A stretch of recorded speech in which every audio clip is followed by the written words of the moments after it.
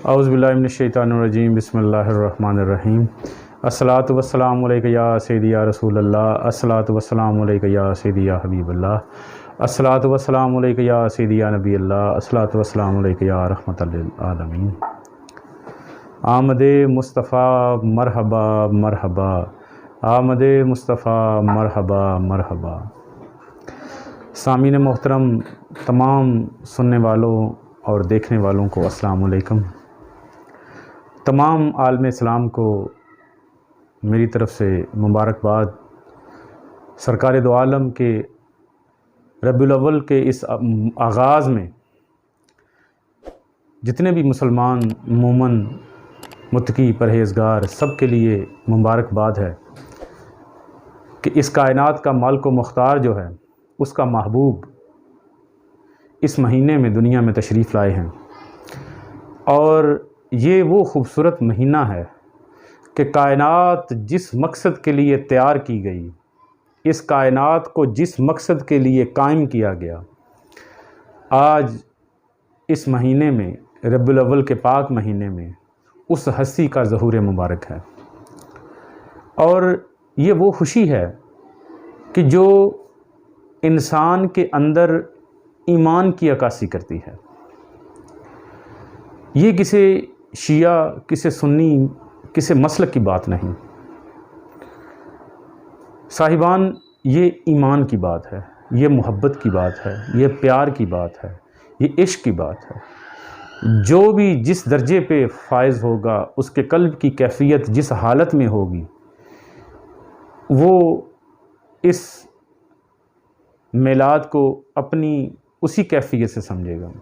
اگر تو وہ عقل کا محتاج ہے، تو پھر جب عقل سے سمجھے گا اس میلاد کو، تو وہ پھر ظاہری لباس بشریت کے تقاضے سے اس ہستی کو نہیں سمجھ سکے گا۔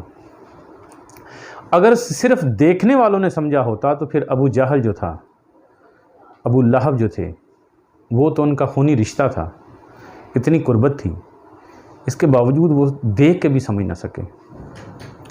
تو جنہوں نے دیکھا ہی نہیں اس رخ انور کو، اس والضحیٰ کے چہرے کو جنہوں نے دیکھا ہی نہیں، وہ مانتے ہیں، لیکن پھر وہ یہ کہیں کہ میلاد منانا چاہیے، میلاد نہ منانا چاہیے، کوئی شرک کی بات کرے، کوئی بدعت کی بات کرے، کوئی کسی طریقے سے بات کرے۔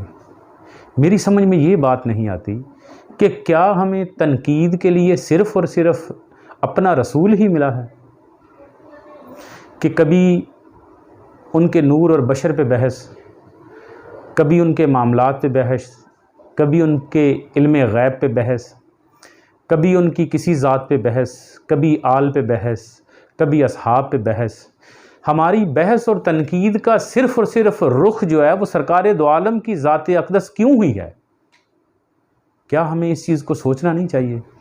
اس چیز کا جائزہ لینا چاہیے صاحبان، کہ ہمارے جو ایمان کی ایک حلاوت ہے، ہمارے ایمان کی جو نشانی ہے، ہمارے ایمان کی جو اصل وہ نور ہے، اگر ہم اس پہ ہی تنقید کریں گے تو بتائیں مجھے اس چیز کا کہ ہم کیسے اپنے ایمان کی بقا کریں گے، کیسے اپنے ایمان کو ہم بچا سکیں گے، کہ ہمارے ایمان کا جو رخ ہے وہ تو رخ انور ہے، ہمارے ایمان کا جو کعبہ ہے وہ تو سرکار دو عالم کا والضحیٰ کا چہرہ ہے۔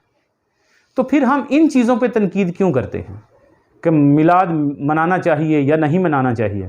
ان چیزوں سے بحث صرف اور صرف وہی کرے گا جس کو بغض رسول ہے، جس کو رسول سے بغض ہے، جس کو رسول سے محبت ہے، جس کو رسول سے پیار ہے۔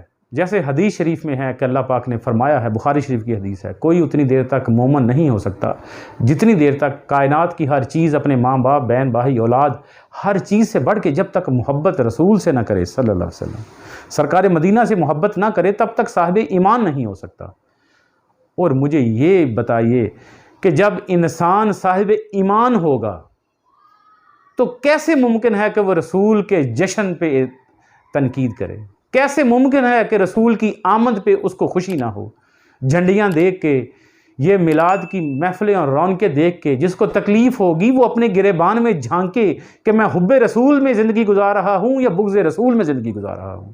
جس کے آمد کی، اس کائنات کا مالک و مختار میرا رب، جب وہ پوری کائنات تخلیق کی، کائنات کی ہر چیز خلق کی، انسان خلق کیا، انسان کو ہر چیز دی، لیکن جتلایا نہیں۔ لیکن جب اپنے محبوب کی باری آئی تو صاحبان ایمان کو مخاطب کر کے کہا، اے صاحبان ایمان سنو، غور کرو، میں نے تم لوگوں پہ بڑا احسان کیا کہ میں نے اپنا محبوب تم میں بھیجا۔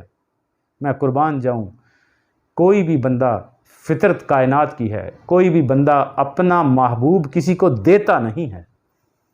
جی ہر انسان کی فطرت ہے کہ وہ اپنے محبوب کو بچا کے رکھتا ہے، سب کی نظروں سے، سب سے بچا کے رکھتا ہے کہ میرے محبوب پہ کسی کی نظر نہ پڑے۔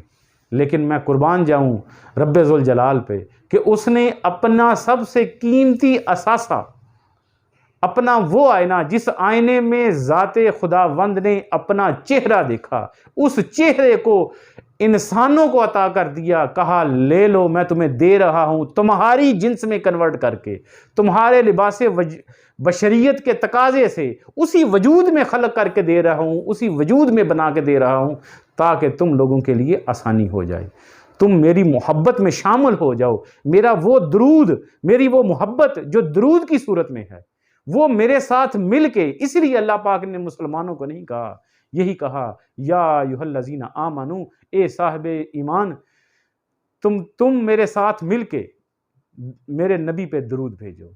صاحبان ایمان اور میرے فرشتے بھیجتے ہیں، تم بھی، اے صاحبان ایمان، تم بھی میرے ساتھ شامل ہو جاؤ۔ ہم سب مل کے اپنی محبت اور اپنا پیار اور اپنی عقیدت جو ہے وہ رسول خدا کی بارگاہ میں پیش کرتے ہیں مل کے۔ میں قربان جاؤں، کیسا خوبصورت وہ درود ہے جس درود میں محبت الہی بھی شامل ہے، محبت مومنین بھی شامل ہے، محبت ملائکہ بھی شامل ہے۔ وہ ساری محبتیں اکٹھی کر کے رب ذوالجلال اپنے محبوب کی بارگاہ میں وہ تاج کی صورت میں، اپنے جس کے کوئی ہاتھ نہیں لیکن وہ ہاتھوں سے پکڑنے کی طاقت رکھتا ہے، تو کیا وہ اپنے محبوب کی بارگاہ میں پیش نہیں کرے گا درود؟ کیسے پیش کرے گا؟ یہ تو کوئی عاشق اور کوئی معشوق ہی جانتا ہے کہ عشق اور عاشق اور معشوق کے درمیان کیسے عشق پیش آتا ہے، کیسے عاشق اور معشوق آپس میں ملتے ہیں۔ جیسے سورۃ مزمل میں اللہ پاک نے اپنے محبوب کو ارشاد فرمایا، یا ایھا المزمل، اے کملی اوڑھنے والے، اٹھ آدھی رات کو، قم اللیل، اٹھ آدھی رات کو، کہ چاہے آدھی رات کو اٹھ، اس سے کم، اس سے زیادہ آ، ہم بیٹھ کے باتیں کرتے ہیں، ہم بیٹھ کے پیار کی باتیں کرتے ہیں، محبت کی باتیں کرتے ہیں۔ ورتل القرآن ترتیلا کا مطلب یہ نہیں کہ آؤ اٹھ کے بیٹھ کے قرآن پڑھو، نہیں، وہ تو خود صاحب قرآن ہے، وہ تو خود ناطق قرآن ہے۔ یہ تو اللہ نے فرمایا، اے صاحبان عشق سمجھو اس چیز کو کہ میں آدھی رات کو اٹھ کے اپنے محبوب کو بڑی محبت سے اور پیار سے اٹھا کے بٹھاتا ہوں اور کہتا ہوں آؤ مجھ سے میرے محبوب، مجھ سے باتیں کرو، میں تیری آواز سننا چاہتا ہوں، تیری گفتگو سننا چاہتا ہوں، تیرا چہرہ دیکھنا چاہتا ہوں۔ یہ ہے اصل درود صاحبان۔ درود اس محبت اور پیار کا نام ہے جو سرکار مدینہ کی بارگاہ میں محبت اور پیار پیش کیا جاتا ہے۔ تو پھر مجھے اس چیز کا بتائیں کہ ہم ایک نفسانی انسان ہیں، نفس پرستی کرتے ہیں، تو ہم اپنا مادی بچے کی سالگرہ مناتے ہیں، وہ کوئی بدعت نہیں۔ ذرا غور فرمائیے، ہم اپنے بچوں کی خوشی کرتے ہیں، اپنے بچوں کی خوشی کے لیے ہم کوئی نہیں چیز دیکھتے کہ یہ دین میں ہے، یہ شرک ہے، یہ بدعت ہے، یہ کس طرح ہے۔ کہاں سرکار نے منع فرمایا کہ میرا میلاد نہ منانا؟ لوگ کہتے ہیں میلاد دکھائے کہاں پہ؟ میں کہتا ہوں مجھے بتلائیں کہ میلاد کہاں پہ منع کیا گیا ہے، اس چیز کو تو دیکھیں۔ سرکار کی تو سواری جہاں پہ سے گزرتی ہے، اس سواری پہ لوگ ترستے ہیں کہ کاش یہ اونٹنی ہمارے گھر کے پاس بیٹھ جائے، ہمارے گھر کے پاس بیٹھ جائے۔ تو پھر ایوب انصاری ہی ایسے خوبصورت تھے جن کے پاس وہ اونٹنی بیٹھی، وہ ڈاچی بیٹھی۔ کیا آج نہیں کوئی صاحبان ایمان جو ہے وہ ایسا ترسے گا کہ کاش میرے گھر میں بھی چراغاں ہوں یا رسول اللہ، کہ میرے گھر میں بھی چراغاں، میں نے آپ کی محبت اور پیار میں یہ سب کچھ کیا ہوا ہے، آپ تشریف لائیں میری محبت، میری اس کال کوٹری میں، اس گندی کوٹری میں آپ تو نہیں اس لائق، آپ کے لائق یہ کوٹری نہیں ہے، لیکن آپ اگر چاہیں تو اپنی نور اور اپنی روشنی سے میرے اندر کا گند صاف کر کے، ہم اور تو کچھ نہیں کر سکتے، لیکن اللہ کی خوشی میں شامل ہونے کا سب سے خوبصورت ذریعہ یہ ہے کہ ہم اس کی محبت میں خوشی منائیں۔ اب ہر بندے کا خوشی منانے کا انداز علیحدہ ہے.